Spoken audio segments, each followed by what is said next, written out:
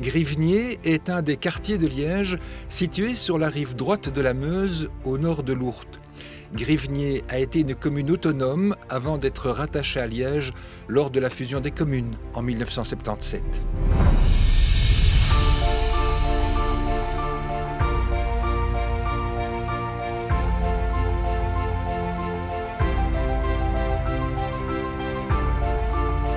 Le cimetière de Robermont est considéré comme l'équivalent liégeois du cimetière du Père-Lachaise à Paris.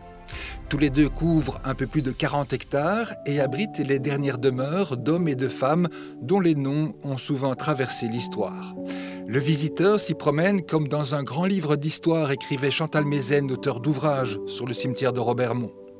Parmi les monuments remarquables, il y a cette construction aux allures de flèche de cathédrale. Walter Frère la fit ériger quand il perdit son épouse, Claire Orban, en 1891. Walter Frère Orban est le fondateur du Parti libéral. Ce Liégeois a été aussi 2 fois Premier ministre dans la seconde moitié du XIXe siècle. Son voisin de parcelle est Joseph Carpet, un célèbre peintre-décorateur dont le talent s'est exprimé sur les murs et les plafonds du Palais des Princes-Évêques, du Casino de Spa ou dans les salons de la Société littéraire de Liège.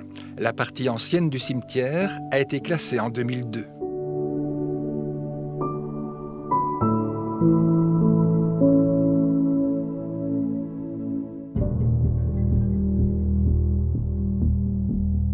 Robermont abrite aussi un cimetière militaire. La pelouse d'honneur a été aménagée après la Première Guerre mondiale. Elle se compose de différents carrés militaires, ceux de la Belgique, mais aussi de la France, d'Italie, du Royaume-Uni et de Russie. Ce monument a été inauguré en 1926 par le roi Albert. Le carré militaire du Commonwealth, avec 51 stèles, est l'un des plus petits carrés, mais il est reconnaissable à ses pierres blanches, au bord arrondi. Une croix du sacrifice a été placée au centre. La pelouse d'honneur de Robermont est inscrite au patrimoine mondial de l'UNESCO depuis 2023.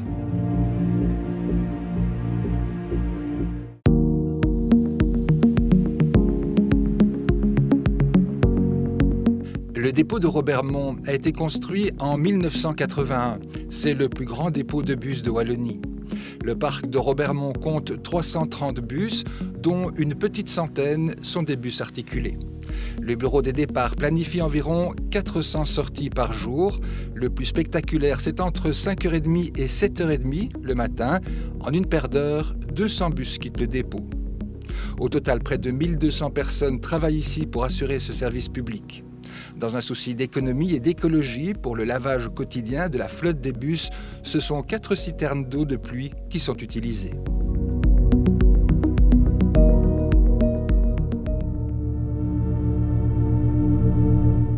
Outokumpu, cette inscription sur un château d'eau industriel aux abords de l'ancien site Cuivre et Zinc, c'est le nom d'une société finlandaise spécialisée dans les technologies métallurgiques.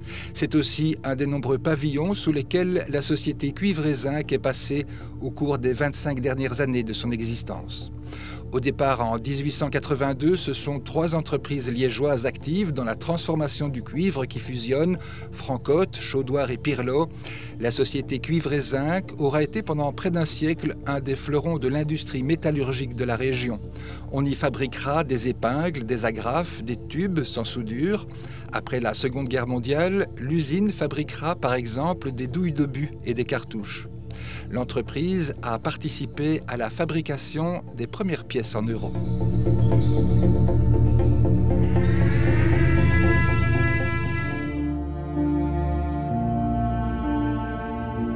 L'église Saint-Lambert de Grivnier est un des rares édifices religieux à 2 clochers dans l'agglomération liégeoise.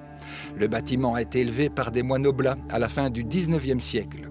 La façade principale est en pierre bleue, le reste est construit en briques rouges sur un plan en forme de croix. L'église a perdu ses vitraux colorés lors de l'explosion d'une bombe pendant la Deuxième Guerre mondiale. Ils ont été remplacés par de simples vitrages. L'église s'est considérablement détériorée avec le temps, au point qu'en 2010, elle a dû être fermée au public pour raisons de sécurité.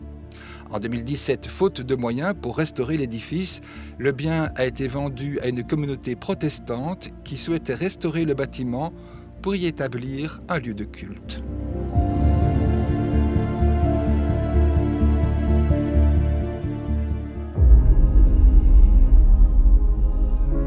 L'église Saint-Joseph de Grivnier se trouve sur le plateau de Belle-Flamme. Au départ, dans les années 60, c'était une salle des fêtes qui était occupée provisoirement en attendant la construction d'une église. En 1968, le projet de construction d'une véritable église a été abandonné.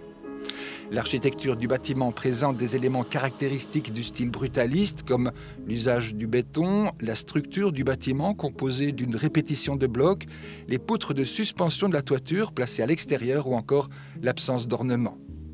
Le campanile a été érigé au cours de l'année 2000. Il se présente sous forme d'un clocher ouvert et apporte au bâtiment le signe architectural qui manquait à cette église.